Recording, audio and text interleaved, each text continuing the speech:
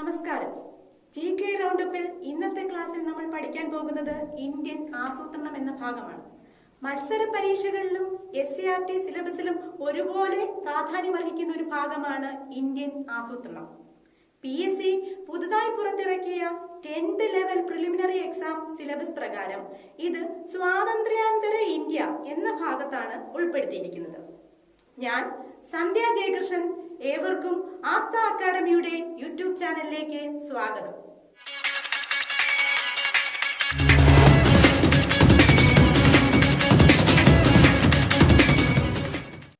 Indian ആസൂത്രണവുമായി ബന്ധപ്പെട്ട് അടിസ്ഥാനപരമായി നാം അറിഞ്ഞിരിക്കേണ്ടതും PSC നിരവധി പരീക്ഷകൾ ആവർത്തിച്ച് ചോദിച്ചിട്ടുള്ളതും വളരെ കുറച്ച് സമയം കൊണ്ട് നിങ്ങളെ കൂടുതൽ ഉയർന്ന റാങ്കുകളിലേക്ക് എത്തിക്കുന്നതുമായ അത്തരം ചില ക്വസ്റ്റ്യൻസ് ഏതൊക്കെയാണെന്ന് പരിചയപ്പെടാം. ലോകത്ത് ആദ്യമായി ആസൂത്രണം എന്ന ആശയം നടപ്പിലാക്കിയത് ഏത് രാജ്യത്താണ്? സോവിയറ്റ് യൂണിയൻ അല്ലെങ്കിൽ USSRലാണ് ലോകത്ത് ആദ്യമായി ആസൂത്രണം എന്ന ആശയം നടപ്പിലാക്കിയത്. ഈ സമയം സോവിയറ്റ് യൂണിയന്റെ പ്രസിഡന്റ് ആരായിരുന്നു? ജോസഫ് സ്റ്റാലിൻ. സോവിയറ്റ് യൂണിയൻ ആദ്യമായി ആസൂത്രണം നടപ്പിലാക്കിയ വർഷം 1928. ആസൂത്രണത്തിന്റെ പിതാവ് ആര്? ജോസഫ് സ്റ്റാലിൻ. ആസൂത്രണത്തിന്റെ ശില്പി ആര്? ജോസഫ് സ്റ്റാലിൻ. അപ്പോൾ ഓർത്തിരിക്കേണ്ടത് 4 പോയിന്റ്സ്. ലോകത്താദ്യമായി ആസൂത്രണം എന്ന ആശയം നടപ്പിലാക്കിയത് ഏത് രാജ്യം? സോവിയറ്റ് യൂണിയൻ അല്ലെങ്കിൽ USSR. സോവിയറ്റ് യൂണിയനിൽ ആദ്യമായി ആസൂത്രണം നടപ്പിലാക്കിയത് ഏതു വർഷം? 1928. ആരായിരുന്നു ഈ സമയം USSRന്റെ പ്രസിഡന്റ് ആയിരുന്നത്? ജോസഫ് സ്റ്റാലിൻ. അതുകൊണ്ട് തന്നെ പറയാം, ആസൂത്രണത്തിന്റെ പിതാവ് അല്ലെങ്കിൽ ആസൂത്രണത്തിന്റെ ശില്പി എന്നറിയപ്പെടുന്നത് ജോസഫ് സ്റ്റാലിനെയാണ്. ഇനി നമുക്ക് ഇന്ത്യൻ ആസൂത്രണത്തിലേക്ക് വരാം. ഇന്ത്യ ആസൂത്രണം എന്ന ആശയം കടമെടുത്തിരിക്കുന്നത് ഏത് രാജ്യത്ത് നിന്നാണ്?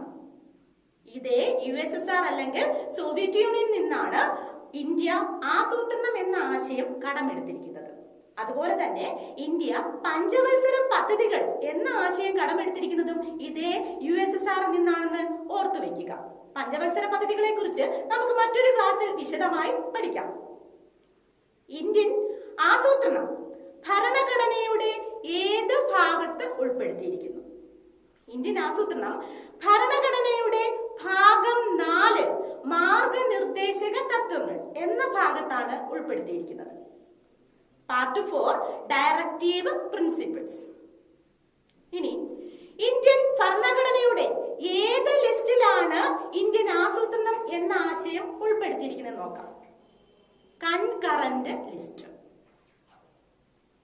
ഇന്ത്യൻ ഭരണഘടനയുടെ ഭാഗം 4 മാർഗനിർദ്ദേശക തത്വങ്ങളിലും അതുപോലെ ഇന്ത്യൻ ഭരണഘടനയുടെ കൺകറന്റ് ലിസ്റ്റിലുമാണ് ഇന്ത്യൻ ആസൂത്രണം എന്ന ഭാഗം ഉൾപ്പെടുത്തിയിരിക്കുന്നത്. ഇന്ത്യൻ ആസൂത്രണത്തിന്റെ പിതാവ് ആര്? M. വിശ്വേശ്വരയ്യ. ഇന്ത്യൻ ആസൂത്രണത്തിന്റെ ശില്പി ആര്? ശ്രദ്ധിക്കണം, തെറ്റിപ്പോകാൻ സാധ്യതയുണ്ട്. ഇന്ത്യൻ ആസൂത്രണത്തിന്റെ പിതാവ് എന്നറിയപ്പെടുന്നത് M. വിശ്വേശ്വരയ്യയാണ്. Father of Indian planning M. Visvesvaraya. എന്നാൽ ഇന്ത്യൻ ആസൂത്രണത്തിന്റെ ശില്പി, ആർക്കിടെക്ട് ഓഫ് ഇന്ത്യൻ പ്ലാനിംഗ് എന്നറിയപ്പെടുന്നത് PC മഹലനോബിസിനെയാണ്. ഇന്ത്യൻ ആസൂത്രണവുമായി ബന്ധപ്പെട്ട് ഇന്ത്യൻ ആസൂത്രണത്തിന്റെ പിതാവായ M. വിശ്വേശ്വരയ്യയെ കുറിച്ച് പറയുമ്പോൾ PC നിരവധി പരീക്ഷകളിൽ ആവർത്തിച്ച് ചോദിച്ചിട്ടുള്ള 4 ചോദ്യങ്ങളൊന്ന് ഓർത്തിരിക്കുന്നത് നല്ലതായിരിക്കും. 1.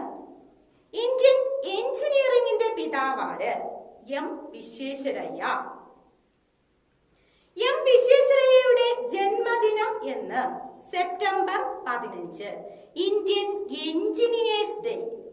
എന്തുകൊണ്ടാണ് സെപ്റ്റംബർ 15 ഇന്ത്യൻ എഞ്ചിനീയേഴ്സ് ഡേ ആയിട്ട് ആചരിക്കുന്നതെന്ന് ചോദിച്ചാൽ ഇദ്ദേഹമാണ് മൈസൂർ പട്ടണത്തിന്റെ ശില്പി. മൈസൂർ പട്ടണത്തിന്റെ ശില്പി M. വിശ്വേശ്വരയ്യ. ഇനി ഇന്ത്യൻ ആസൂത്രണവുമായി ബന്ധപ്പെട്ട് ഇദ്ദേഹം പ്രശസ്തമായ ഒരു ഗ്രന്ഥം എഴുതിയിട്ടുണ്ട്. ആ പ്രശസ്തമായ ഗ്രന്ഥത്തിന്റെ പേരെന്ത്? Planned economy for India. ഇന്ത്യയുടെ ആസൂത്രിത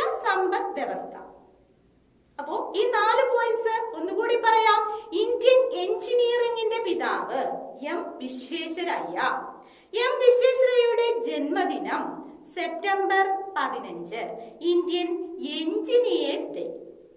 മൈസൂർ പട്ടണത്തിന്റെ ശില്പി എം വിശ്വേശ്വരയ്യ. ഇന്ത്യൻ ആസൂത്രണവുമായി ബന്ധപ്പെട്ട് എം വിശ്വേശ്വരയ്യ എഴുതിയ പ്രശസ്തമായ ഗ്രന്ഥത്തിന്റെ പേരെന്ത്? പ്ലാൻഡ് ഇക്കോണമി ഫോർ ഇന്ത്യ, ഇന്ത്യയുടെ ആസൂത്രിത സമ്പദ് വ്യവസ്ഥ. SCRT ടെസ്റ്റുകളിലും ഇതിനെക്കുറിച്ച് പ്രതിപാദിക്കുന്നുണ്ട്. അപ്പോ ഇന്ത്യൻ ആസൂത്രണവുമായി ബന്ധപ്പെട്ട പ്രധാനപ്പെട്ട പോയിന്റ്സ് ഒന്നുകൂടി പറയാം. ഇന്ത്യൻ ആസൂത്രണം ഭരണഘടനയുടെ ഏത് ഭാഗത്ത് ഉൾക്കൊള്ളിച്ചിരിക്കുന്നു? ഭാഗം 4 മാർഗനിർദ്ദേശക തത്വങ്ങൾ, പാർട്ട് 4 ഡയറക്റ്റീവ് പ്രിൻസിപ്പിൾസ്. ഇന്ത്യൻ ഭരണഘടനയുടെ ഏത് ലിസ്റ്റിലാണ് ഇന്ത്യൻ ആസൂത്രണം എന്ന ഭാഗം ഉൾപ്പെടുത്തിയിരിക്കുന്നത്? Concurrent list. ഇന്ത്യ ആസൂത്രണം എന്ന ആശയം കടമെടുത്തിരിക്കുന്നത്, ഇന്ത്യ പഞ്ചവത്സര പദ്ധതികൾ എന്ന ആശയം കടമെടുത്തിരിക്കുന്നത് ഏത് രാജ്യത്ത് നിന്നും? ഇതേ USSR അല്ലെങ്കിൽ സോവിയറ്റ് യൂണിയനിൽ നിന്നും. ഇനി നമുക്ക് ഇന്ത്യൻ ആസൂത്രണത്തിന്റെ പിതാവ് എം വിശ്വേശ്വരയ്യ, അദ്ദേഹത്തെ കുറിച്ച് ഇപ്പോൾ 4 പോയിന്റ്സ് പറഞ്ഞു. അതുപോലെ തന്നെ ഇന്ത്യൻ ആസൂത്രണത്തിന്റെ ശില്പി എന്നറിയപ്പെടുന്നത് PC മഹലനോബിസ്.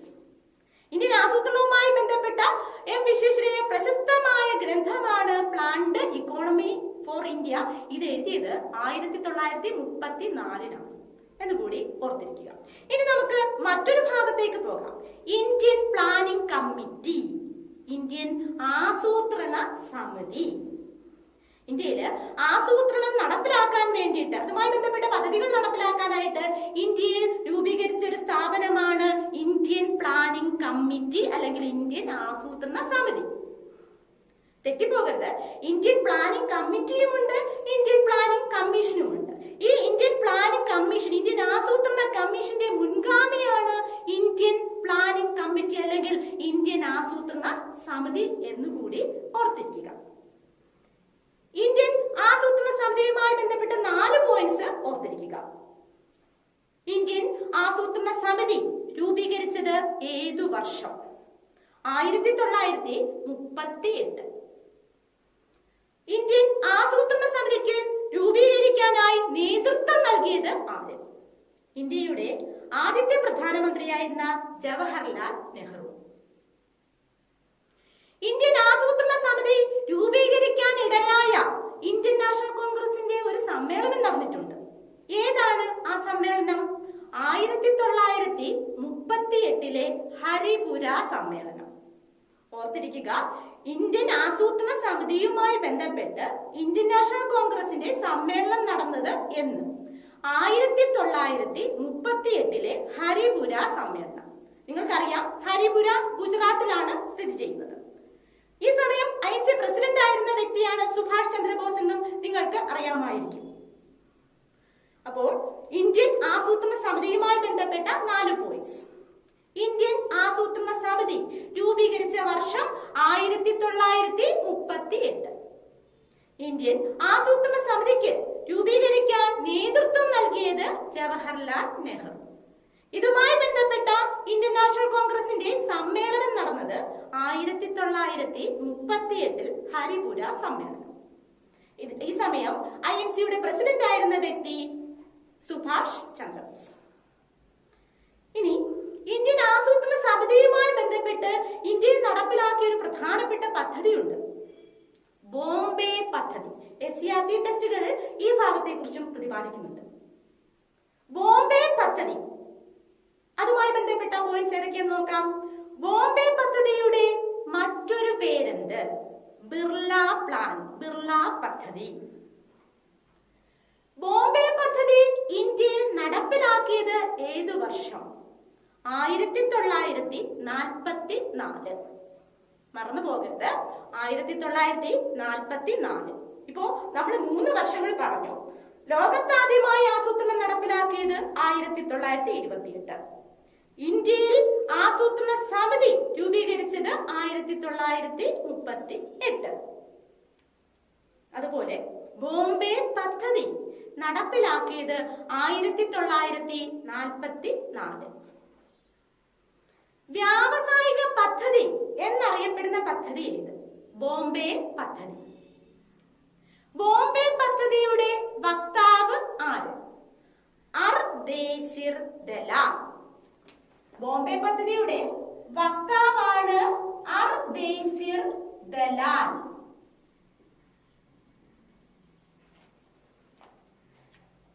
ബോംബെ പദ്ധതിയിൽ പങ്കെടുത്ത വ്യവസായികളുടെ എണ്ണം 8. ബോംബെ പ്ലാൻ പങ്കെടുത്ത വ്യവസായികളുടെ എണ്ണമാണ് 8. ബോംബെ പ്ലാനിൽ പങ്കെടുത്ത ഏക മലയാളി വ്യവസായി ആര്? ജോൺ മത്തായി. ഇദ്ദേഹത്തെ കൂടാതെ ജെ.ആർ.ഡി. ടാറ്റ, ബിർള പോലുള്ള വ്യവസായികളും ഉണ്ടായിരുന്നു എന്ന് കൂടി ഓർത്തിരിക്കുക. ബോംബെ പദ്ധതിയെ കുറിച്ച് ഒന്നുകൂടി പറയാം. ബോംബെ പദ്ധതിയുടെ മറ്റൊരു പേരെന്ത്? ബിർള പ്ലാൻ. വ്യാവസായിക പദ്ധതി എന്നറിയപ്പെടുന്ന പദ്ധതി ഏത്? ബോംബെ പദ്ധതി. നടപ്പിലാക്കിയ വർഷം 1944. ബോംബെ പ്ലാനിന്റെ വക്താവ് അല്ലെങ്കിൽ ശില്പി എന്നറിയപ്പെടുന്നത് ആരെ? അർദേശിർ ദലാൽ. ബോംബെ പ്ലാനിൽ പങ്കെടുത്ത വ്യവസായികളുടെ എണ്ണം 8. ബോംബെ പ്ലാനിൽ പങ്കെടുത്ത ഏക മലയാളി വ്യവസായി ജോൺ മത്തായി. ഇന്ത്യയുടെ ആദ്യ റെയിൽവേ മിനിസ്റ്റർ ആയിരുന്ന ജോൺ മത്തായി. ഇനി നമുക്ക് മറ്റൊരു ഭാഗത്തേക്ക് പോകാം. ഇന്ത്യയുടെ ആദ്യത്തെ വ്യാവസായിക നയം, first industrial policy. First industrial policy, ഇന്ത്യയിലെ ആദ്യ വ്യാവസായിക നയം രൂപീകരിച്ചത് ഏതു വർഷം? SCERT ടെസ്റ്റുകൾ പറയുന്ന ഒരു പ്രധാനപ്പെട്ട വർഷമാണ്. അതുപോലെ തന്നെ നിരവധി തവണ പരീക്ഷകൾക്ക് ആവർത്തിച്ച് ചോദിച്ചതുമാണ്. ഇന്ത്യയിലെ ആദ്യ വ്യാവസായിക നയം രൂപീകരിച്ചത് ഏതു വർഷം? 1948. ഇതിനെ തുടർന്ന് ഇന്ത്യയിൽ ഇന്ത്യൻ പ്ലാനിംഗ് കമ്മീഷൻ, ഇന്ത്യൻ ആസൂത്രണ കമ്മീഷൻ രൂപീകരിക്കുകയുണ്ടായി. കുറച്ചു മുന്നേ നമ്മൾ പഠിച്ചു ഇന്ത്യൻ ആസൂത്രണ സമിതി അല്ലെങ്കിൽ Indian planning committee 1938 Jawaharlal Nehru രൂപീകരിച്ചു എന്നൊക്കെ. അപ്പോൾ ഇന്ത്യൻ പ്ലാനിംഗ് കമ്മീഷന്റെ മുൻഗാമി എന്നറിയപ്പെടുന്നത് ഈ ഇന്ത്യൻ ആസൂത്രണ കമ്മിറ്റി, ഇന്ത്യൻ പ്ലാനിംഗ് കമ്മിറ്റി 1938 രൂപീകരിച്ചതാണെന്ന് കൂടി മറക്കാതെ ഓർത്തിരിക്കുക. ഇന്ത്യൻ ആസൂത്രണ കമ്മീഷനെ കുറിച്ചുള്ള പ്രധാനപ്പെട്ട ചോദ്യങ്ങൾ എന്തൊക്കെയാണെന്ന് നോക്കാം. നിങ്ങൾക്കറിയാം ഇന്ത്യൻ പ്ലാനിംഗ് കമ്മീഷൻ നിലവിലില്ല, ഇത് പിരിച്ചുവിടപ്പെട്ടു. ഇന്ത്യയിൽ പഞ്ചവത്സര പദ്ധതികൾ നടപ്പിലാക്കിയിരുന്ന സ്ഥാപനമായിരുന്നു ഇന്ത്യൻ പ്ലാനിംഗ് കമ്മീഷൻ അല്ലെങ്കിൽ ഇന്ത്യൻ ആസൂത്രണ കമ്മീഷൻ. ഈ ഇന്ത്യൻ ആസൂത്രണ കമ്മീഷൻ രൂപീകരിച്ചത് ഏതു വർഷം? ഒരുപാട് പരീക്ഷകൾക്ക് ചോദിച്ചിട്ടുള്ള ഒരു ക്വസ്റ്റ്യൻ ആണ്. ഇന്ത്യൻ ആസൂത്രണ കമ്മീഷൻ രൂപീകരിച്ചത് ഏത് വർഷമാണ്? 1950 മാർച്ച് 15. ഇന്ത്യൻ ആസൂത്രണ കമ്മീഷൻ രൂപീകരിച്ച വർഷമാണ് 1950 മാർച്ച് 15. ഡേറ്റ് തെറ്റിപ്പോകരുത്. 1950 മാർച്ച് 15 ഇന്ത്യൻ പ്ലാനിംഗ് കമ്മീഷൻ രൂപീകരിച്ചത്. ഇന്ത്യൻ ആസൂത്രണ കമ്മീഷന്റെ ആസ്ഥാന മന്ദിരത്തിന്റെ പേരെന്ത്? യോജനാ ഭവൻ. മറക്കരുത്, ഓർത്തു വെക്കുക, യോജനാ ഭവൻ. യോജനാ ഭവൻ എവിടെ സ്ഥിതി ചെയ്തിരുന്നു? ന്യൂഡൽഹിയിൽ. ഇന്ത്യൻ ആസൂത്രണ കമ്മീഷന്റെ ചെയർമാൻ എപ്പോഴും പ്രധാനമന്ത്രി ആയിരുന്നു, അതുകൂടി ഓർത്തിരിക്കുക. ഇന്ത്യൻ ആസൂത്രണ കമ്മീഷന്റെ ചെയർമാൻ എപ്പോഴും പ്രധാനമന്ത്രി ആയിരുന്നു. ഇന്ത്യൻ ആസൂത്രണ കമ്മീഷന്റെ ആദ്യ ചെയർമാൻ ആരായിരുന്നു? ഇന്ത്യയിലെ ആദ്യത്തെ പ്രൈം മിനിസ്റ്ററായ ജവഹർലാൽ നെഹ്റു. ഇന്ത്യൻ ആസൂത്രണ കമ്മീഷന്റെ അവസാനത്തെ ചെയർമാൻ ആരായിരുന്നു? നരേന്ദ്ര മോദി. ഇന്ത്യൻ ആസൂത്രണ കമ്മീഷന്റെ ആദ്യ ഉപാധ്യക്ഷൻ ആരായിരുന്നു? വളരെ പ്രധാനപ്പെട്ട ഒരു ക്വസ്റ്റ്യൻ ആണ്, ഒരുപാട് ചോദിച്ചിട്ടുള്ള ഒരു ക്വസ്റ്റ്യൻ ആണ്. ഇന്ത്യൻ ആസൂത്രണ കമ്മീഷന്റെ ആദ്യ ഉപാധ്യക്ഷൻ ആരായിരുന്നു? ഗുൽസാരിലാൽ നന്ദ. ഗുൽസാരിലാൽ നന്ദയാണ് ഇന്ത്യൻ ആസൂത്രണ കമ്മീഷന്റെ ആദ്യ ഉപാധ്യക്ഷൻ ആയിരുന്നത്. ഇന്ത്യൻ ആസൂത്രണ കമ്മീഷന്റെ അവസാനത്തെ ഉപാധ്യക്ഷൻ ആരായിരുന്നു? മൊണ്ടേഗ് സിംഗ് അലുവാലിയ. ഇന്ത്യൻ ആസൂത്രണ കമ്മീഷന്റെ അവസാന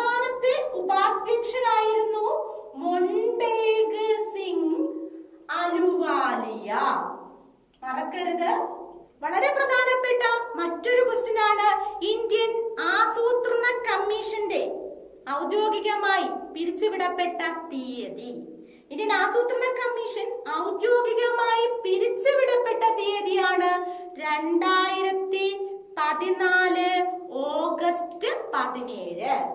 ഓർത്തു വെക്കുക, 1950 മാർച്ച് 15 രൂപം കൊണ്ട പ്ലാനിംഗ് കമ്മീഷൻ 2014 ഓഗസ്റ്റ് 17 പിരിച്ചുവിടപ്പെട്ടു.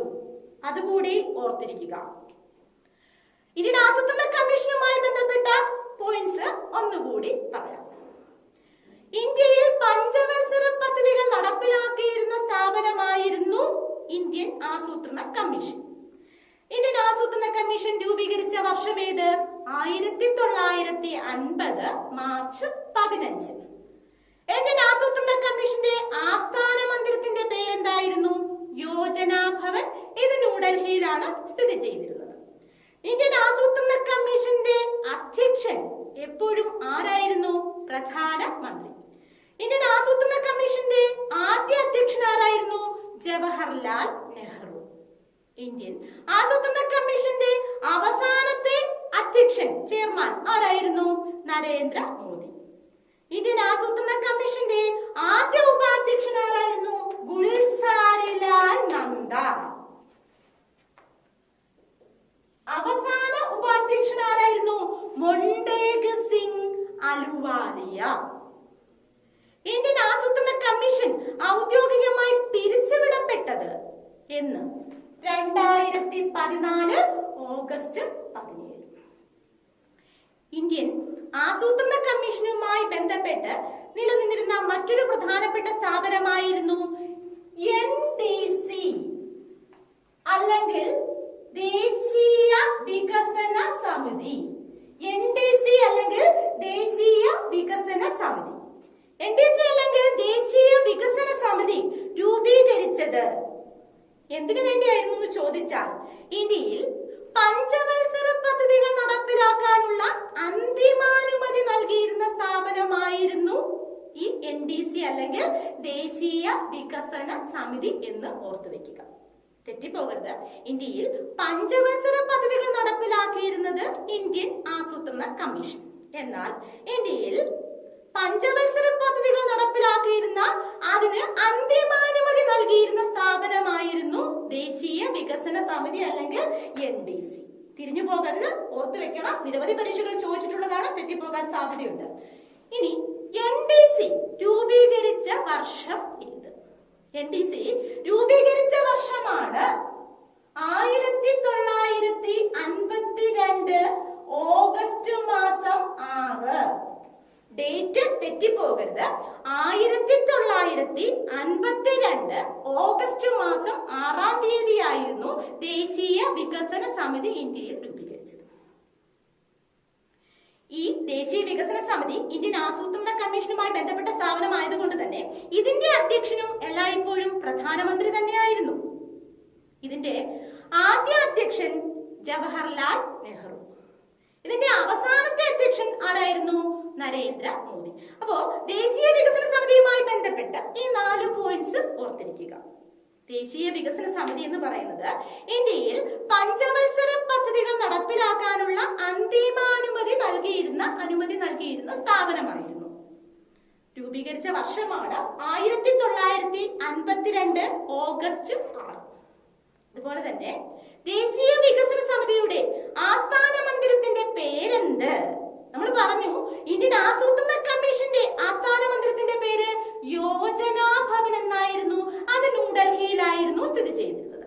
എന്നാൽ ദേശീയ വികസന സമിതിയുടെ ആസ്ഥാന മന്ദിരത്തിന്റെ പേര് വിധാൻ ഭവൻ.